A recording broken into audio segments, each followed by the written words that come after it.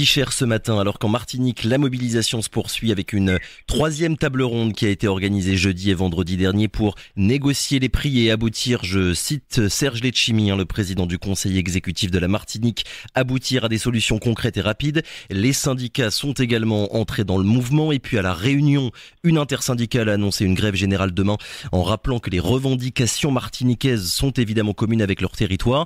Et la Guyane dans tout ça. Depuis ces derniers jours, l'association Trop Violence a rencontré plusieurs acteurs sur le sujet de la vie chère pour à terme organiser des tables rondes. Pour en parler, Yvan Goua, la porte-parole de Trop Violence, est notre invité ce matin par téléphone. Bonjour.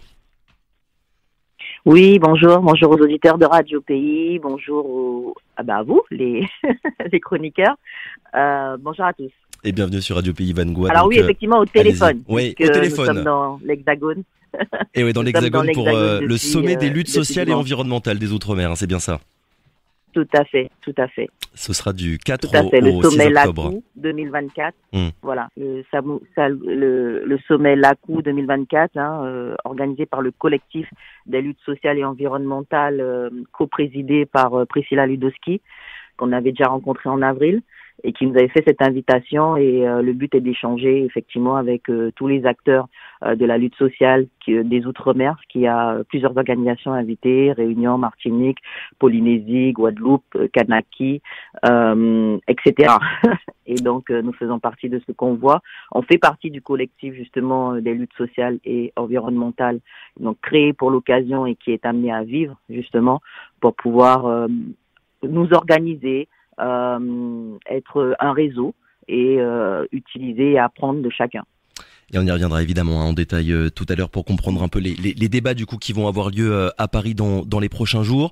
Le sujet de la vie chère, Yvan Goua, je le disais donc en introduction, oui. Vous essayez de militer, on va dire, pour l'organisation ici en Guyane de tables rondes sur le sujet. Et déjà, qu'est-ce que vous pensez des mobilisations et des discussions qui ont lieu en ce moment en Martinique, et est-ce que d'après vous, la Guyane pourrait d'une manière ou d'une autre se greffer, on va dire, au mouvement et espérer surtout des mesures concrètes sur la question de la vie chère? De toutes les façons, effectivement, nous remercions la Martinique d'avoir initié ce mouvement, tout en sachant que, tout comme là, pour notre déplacement, nous avons toujours été en convergence des luttes avec la Martinique, la Guadeloupe, la Réunion depuis plusieurs années, Mayotte en 2018 et Martinique-Guadeloupe depuis 2019. Et en fait, le RPRAC a pris contact avec nous, l'association Trop Violence, dès le début, en fait. Courant juin, quand ils ont voulu initier, finalement ils ont tenu parole, quand ils ont initié au 1er juillet les mises en demeure, et puis la communication, les comparatifs de prix. Et en fait, on a eu du mal à se joindre, à se toucher. On s'est touché vers le 15 août, et tout en sachant qu'effectivement, l'association Trop Violence est une association très active et très sur le terrain, et que en juillet, effectivement, nous étions plutôt sur, d'ailleurs, le volet social, sur l'école de la rue, etc. Donc, nous avons convenu ensemble que nous serons rentrés, nous, la Guyane, dans la danse plus en septembre. Et que du coup on commencerait comme eux sur justement les différentes alertes, les différentes rencontres et les comparatifs de prix. Ce que nous avons fait sur tout septembre. Donc nous avons rencontré tous les acteurs de la grande distribution, que ça soit le groupe Safo pour Sofregu et Supeco, que ça soit le groupe Ayotte pour Carrefour Maturi et Carrefour Saint-Laurent, que ce soit Yann Du pour Hyper U et Super U, que ce soit aussi le groupe Sinclair avec les Ecomax, etc. Bref, on a rencontré tout le monde, aussi la Chambre d'industrie de Guyane avec tous les représentants des commerces, aussi bien les commerçants asiatiques que les commerçants parfumerie, etc. Donc notre souhait, et on l'avait dit à la Martinique, c'est que nous rentrions pas en mode dans le dur, en fait, comme ils l'ont fait au 1er septembre. Si c'est pas fait, le pays est en mouvement, parce qu'on avait déjà initié des discussions sur la vie chère en 2019, et que les acteurs nous connaissent, en fait. On n'a pas eu de difficulté à rencontrer de Rénal, qui est le représentant outre-mer, le responsable outre-mer du groupe GBH. On n'a pas eu de mal non plus à rencontrer monsieur Stéphane Despointes, qui est le président du groupe Safo. Enfin, vous voyez, c'est des personnes qui sont rendues disponibles pour nous rencontrer sans problème, puisqu'ils nous connaissaient. Donc l'objectif était de pas de discuter avec eux, comme on l'a dit, sur le pourquoi de la vie chère. Tout le monde le sait, on n'en cesse d'en parler, c'est connu de tous, entre les marges, entre l'octroi de mer, entre le prix dont j'entends pas encore parler du transport avec le monopole CMA-CGM. Donc tout le monde sait d'où ça peut venir. Et notre but était de militer effectivement, alors dès le début, puisqu'ils n'avaient pas encore obtenu la table ronde. Dès le début, c'était d'obtenir une table ronde en Guyane, donc maintenant tout comme ça se fait en Martinique, pour pouvoir alors pas discuter pendant des heures. La dernière table ronde, 9 heures de discussion. Ouais. Des heures sur comment ça allait être mettre, mais pour se mettre d'accord sur une feuille de route chacun, la grande distribution, la CTG, les commerçants, etc., se mettre d'accord sur une feuille de route chacun sur qu'est-ce qu'on va faire bouger, et puis plutôt le mettre en mode comité de suivi. Dans 3 mois, qu'est-ce qu'on a fait, et où on en est arrivé. Donc l'idée, c'est vraiment de réunir autour d'une même table les privés, mais aussi le secteur public. C'est bien ça, hein, finalement. Alors oui, tout le monde. Donc les élus, les associations de défense des consommateurs aussi, Oui. puisque bon, on peut entendre les réseaux sociaux s'agiter et comme d'habitude, certains plutôt d'essayer de comprendre ou bien d'interpeller les interlocuteurs sur des cancans qui n'ont rien à voir. Derrière, nous voulons réunir tout le monde autour de la table, que ce soit les acteurs de la grande distribution, les institutions, les transporteurs, Air France, Air Caraïbes aussi pour le fret, et les associations de défense des consommateurs. Et d'ailleurs, nous sommes en contact avec la CLCV qui valide le processus et avec qui nous avons toujours travaillé, qui travaille avec nous depuis des décennies avec Trop Violence. Donc derrière, l'objectif est de réunir. Donc, au début, nous voulions interpeller le préfet pour organiser comme ça avait été fait à l'époque par la Martinique. Et puis finalement, vous avez vu, ça a abouti par une organisation de ces réunions par le président de la CTM. Donc nous sommes sur le même principe. Nous avons interpellé Gabriel Serville, dans le cadre de la réunion du 24 septembre qu'on a eu avec lui, pour pouvoir justement organiser cette table ronde et inviter l'État, bien sûr, à siéger comme il le fait d'ailleurs à la CTM, juste à côté du président de la CTM. Donc inviter l'État, qui est un des acteurs en fait. Nous ne voulons pas envoyer ce message pour dire que tout dépend de l'État et que c'est l'État qui a le dernier mot. Non, il y a tout le monde, tous les acteurs ont un rôle à jouer et tout le monde participe à cette vie chère en fait au niveau du panier de la ménagère et de la consommation des Guyanais. Et c'est important de le dire dès maintenant, Yvan Goua, ces tables rondes que vous demandez, elles parleront de la vie chère de manière générale ou bien vous ferez un focus, on va dire, sur le volet alimentaire ? Non, nous sommes respectueux et comment dire ça, nous sommes justes. C'est la Martinique qui a initié le mouvement, qui d'ailleurs nous a embarqués avec eux sans qu'on ait même eu le temps de se parler, puisqu'on s'est parlé très tard, comme je vous le disais. Donc derrière, ça va être nous aussi concentrés sur l'alimentaire pour commencer, et aussi parce que en 2019, nous avions d'ores et déjà, nous étions intervenus sur la vie chère, et je rappelle, pour ceux qui oublient, parce que parfois on oublie, on avait fait baisser les prix d'Air France à cette époque-là. Et donc on sait comment agir sur les billets d'avion, etc. Il faut aller voir les interlocuteurs et puis bon, faut se mettre au boulot. Et c'est pareil pour la vente du grossiste NKT et le Supéco qui existe aujourd'hui. Je le rappelle que nous étions intervenus avec la CLCV pour pouvoir bloquer cette vente qui crée un monopole encore par rapport au groupe Safo. Et effectivement, l'autorité de la concurrence a demandé au groupe Safo de revendre au groupe Sinclair, donc avec Monsieur Kyo, ce grossiste qu'il a aujourd'hui. Donc aujourd'hui on a des relations, pas des relations, mais un respect de tout un chacun où effectivement ça sera au départ. Rien ne nous empêche de continuer, ou rien n'empêche à d'autres acteurs de faire autre chose. Mais aujourd'hui, nous, en tout cas, ça sera sur l'alimentaire. Les discussions qu'on a, mais comme je vous disais, déjà, des acteurs qui aujourd'hui viennent à la table de discussion. Quand on les a interpellés, on a demandé audience à partir du 2 septembre. On a rencontré Yann Vu le 3. On a rencontré le groupe GBH le 6 septembre. On a rencontré après, la semaine d'après, le groupe Safo avec Monsieur Stéphane Despointes qui se déplace en personne puisque Monsieur de Rénal était en visio. Enfin bref, on a en tout cas de l'aveu des acteurs tous les acteurs qu'on a rencontrés, il semblerait que en fait, le sujet de la vie chère soit un sujet qui n'intéressait pas grand monde en fait jusque-là, à part les consommateurs bien sûr, les premiers intéressés, et que derrière, en fait, ils sentent une dynamique où enfin, aujourd'hui, les choses vont bouger. Donc derrière, effectivement, il ne s'agit pas de laisser la Guyane dans l'expectative et puis ne pas bouger également. Par exemple, dans les discussions, le groupe GBH aurait préféré qu'on attende que ça se termine en Martinique pour pouvoir le faire. Nous leur avons dit non, que nous voulons que ça se fasse en parallèle, puisque de toute façon, il y a des acteurs, aussi bien Guyane, Martinique, Réunion, pour chaque territoire, il y a des représentants de chacune de ces structures, donc il n'y a aucune difficulté à pouvoir justement avancer en parallèle quand les problématiques sont pas les mêmes en fait. Quand aujourd'hui on nous demande de nous mobiliser comme la Guadeloupe ou comme la Martinique plutôt, excusez-moi, quand on nous demande de nous mobiliser comme la Martinique qui est dirigée vers la grande distribution, alors que nous n'avons que Hyper U et Carrefour Maturi en tant qu'hyper marché, vous voyez. C'est pas la même organisation. Quand aujourd'hui les Guyanais ou la population ne peut pas se déplacer justement vers ces hyper et qui sont obligés de s'alimenter au niveau des commerces de proximité, qui parfois eux-mêmes achètent chez les hyper et revendent plus cher que vous voyez que ce qui se fait, voilà, on n'a pas les mêmes problématiques. Donc il faut vraiment, enfin la problématique qui est claire pour tout le monde, c'est la vie chère.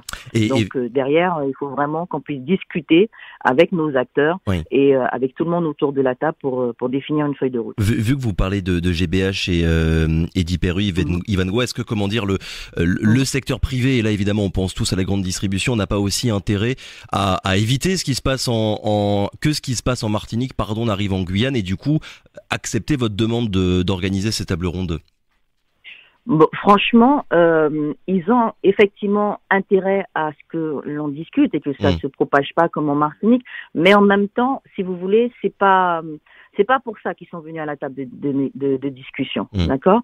Quand à un moment donné, contrairement à ce que disent certains ou ce qui s'est passé à l'aéroport samedi quand on est parti, quand à un moment donné, Monsieur Despointes, avec qui on a eu de grosses discussions, qui a été bloqué en 2019, nous dit que, en tout cas, nos échanges et malgré la virulence et le sujet, nos échanges ont toujours été, en tout cas, de qualité, apporter des solutions et des propositions au niveau de l'association contre violence. Donc derrière, non, ils sont venus et Yann Du, c'est pareil.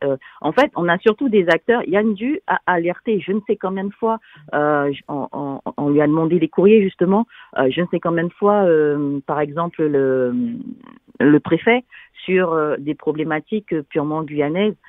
Aujourd'hui, bon, on se vante d'avoir, par exemple, mis en place un système pour contrôler tout ce qui est produit frais, mais qui va payer à la fin la facture? C'est les consommateurs, en fait.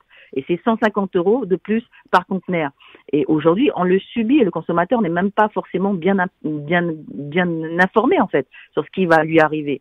Aujourd'hui, on apprend que CMA-CGM décide de ne plus avoir de ligne directe entre la Guyane et potentiellement le reste du monde. Donc du coup, on va systématiquement s'arrêter en Guadeloupe pour pouvoir alimenter ou plutôt livrer la Guyane.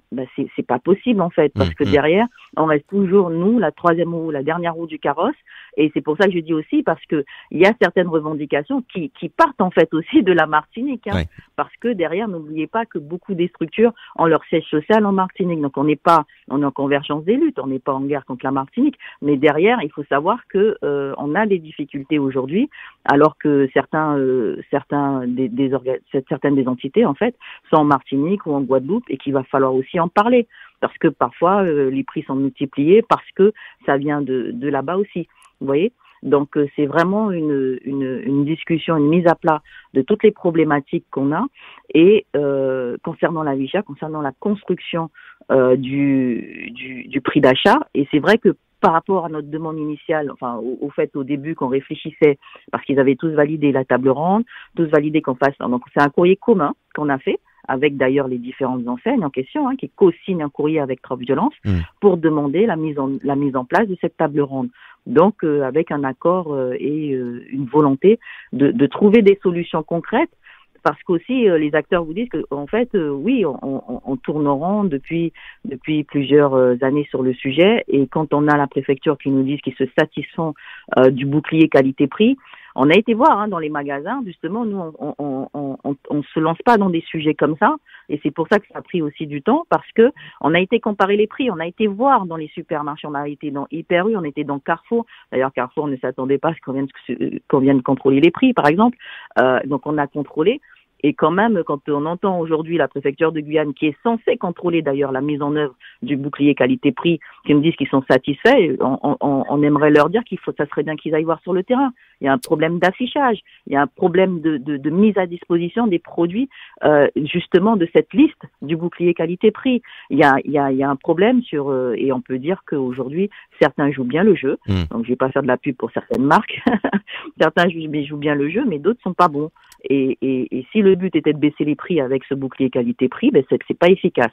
Et c'est pareil, quand on décide que le bouclier qualité-prix est à 300 et quelques euros, mais c'est par rapport à la Guyane, ce chiffre-là sort d'où? Ouais. Qui dit qu'une famille peut s'acheter par semaine, peut faire par semaine 300 et quelques euros de courses? Ça vient d'où? Ça vient d'où en fait? Donc il y a bien besoin de s'asseoir autour de la table pour faire avancer le sujet. Justement, sur ce point bien précis, pour revenir, on va dire, sur tout le processus que vous avez envie d'enclencher, est-ce que vous craignez pas que des tables rondes sans un appui populaire, sans des mobilisations fortes comme ce qu'on voit en Martinique, pour notamment peser, vous en avez parlé il y a quelques minutes, avec des géants comme la CMA-CGM, finalement ça n'aboutisse pas? Mais on n'a pas dit sans la population, c'est-à-dire que aujourd'hui, de toute façon, la population guyanaise connaît bien trop de violence. Bon, il y a les détracteurs, il y a ceux qui parlent beaucoup, mais aujourd'hui, la population connaît bien trop de violence. Quand on rentre dans le combat de la vente de NKT, excusez-moi, on connaît la population. On n'attend pas qu'il y ait une masse populaire, vous voyez, pour pouvoir faire bouger les choses. La masse populaire, elle vient nous rejoindre parce qu'elle nous connaît, elle vient nous rejoindre dans le combat parce que c'est son combat. On se bat pour la population comme toujours. L'objet social même de trop violence, c'est se battre pour les autres. Ça a jamais été pour nous, même quand on est devant le tribunal pour la population. Donc derrière, bien sûr, il a fallu mettre en œuvre tout cela. Il a fallu se lancer. Effectivement, fort de mes adhérents que je remercie, que je remercie. On est quand même une association aujourd'hui avec 245 adhérents. Donc aujourd'hui, on peut lancer des choses et on peut faire des choses effectivement sans attendre que chacun se sente concerné et mobilisé. Donc nous le faisons et bien sûr la population sera attendue massivement quand la date de cette table ronde sera définie. D'ailleurs, l'agenda, c'est quoi? Vous espérez que ça puisse... Allez-y, oui. Alors oui, j'oubliais que de dire l'important, on a rencontré le président de la collectivité territoriale mardi 24 septembre, qui est d'accord aussi sur le principe. Pour que ce soit la CTG du coup qui organise cette table ronde.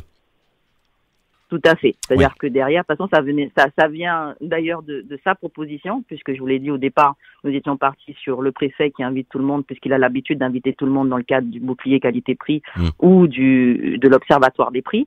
Donc, on était parti comme ça, parce que c'est comme ça que ça fonctionne.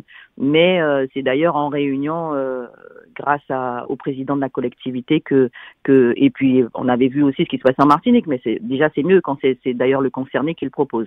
Du coup, l'agenda, c'est quoi, Yvan Goua, vous espérez que ça puisse aboutir d'ici combien de temps à peu près, avant la fin du mois d'octobre? Oui, tout à fait. On espère que ça. Alors, avant la fin du mois d'octobre, oui, tout à fait. Puisque derrière, excusez-moi, comme avec le décalage horaire, je suis obligée de réfléchir un peu au niveau des dates. Mais derrière, du coup, oui, avant la fin du mois d'octobre. C'est-à-dire que nous, c'est vrai que nous sommes pris là avec le forum, le sommet des luttes sociales et environnementales les 4, 5, 6 octobre. Mais nous sommes de retour sur le territoire dès le 7 octobre. Donc derrière, voilà, ça peut se faire là, le temps que ça s'organise et que ça se fasse. Nous, on aimerait en tout cas que ça se fasse sous les 2 semaines à venir. Dernière question, Yvan Goua, sur les causes de la vie chère aujourd'hui, et c'est ce que vous avez un petit peu dit tout à l'heure. Tout le monde les connaît, le nombre de rapports, d'études sur le sujet, il y en a énormément. Le dernier travail qui a été fait sur la vie chère en Outre-mer, c'était il y a 1 an à peu près, avec un très très long rapport d'une commission d'enquête parlementaire. Il y a les causes, il y a les constats, et après il y a les mesures concrètes à mettre en place. Selon vous, Trop Violence, les principaux leviers à activer pour vraiment lutter contre les prix, c'est quoi? Qu'est-ce qu'il faut faire en priorité?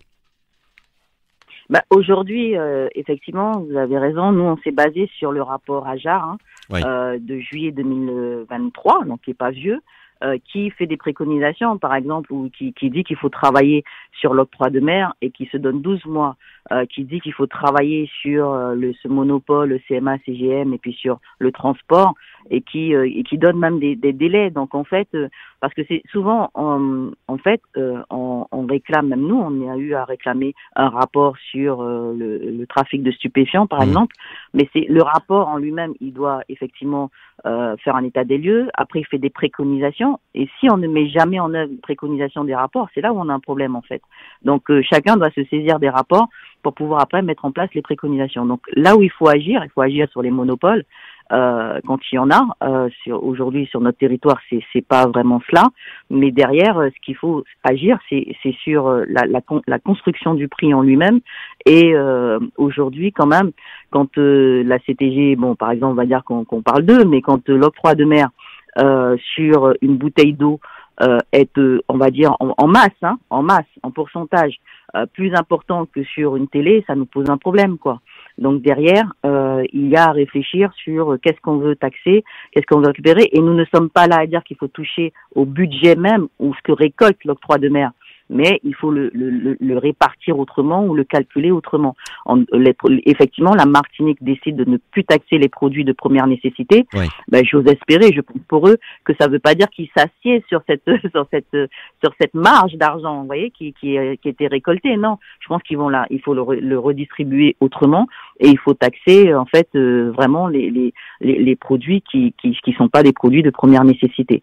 Donc c'est un travail qu'on dit là comme ça, mais là pareil, nous quand on dit qu'on veut pas de table ronde où on fait des réunions pendant des heures et des heures où on sait que les acteurs ne seront pas d'accord entre eux, ça sera après dans notre organisation la table ronde dit sur quelle feuille de route et sur quoi la CTG veut travailler, donc on espère sur l'octroi de mer, et après la CTG et les acteurs concernés se réunissent autour d'ateliers pour pouvoir justement travailler sur la baisse effective ou la réorganisation effective de l'octroi des mers, tout en sachant qu'il y a déjà aujourd'hui une revue d'octroi de mer qui est en cours, alors apparemment pas avec tous les acteurs, pas avec tout le monde, ce qui est bizarre. En petite chambre, il y a une revue qui est en cours actuellement de l'octroi de mer. Donc il s'agit de vulgariser le sujet et de faire participer tout le monde.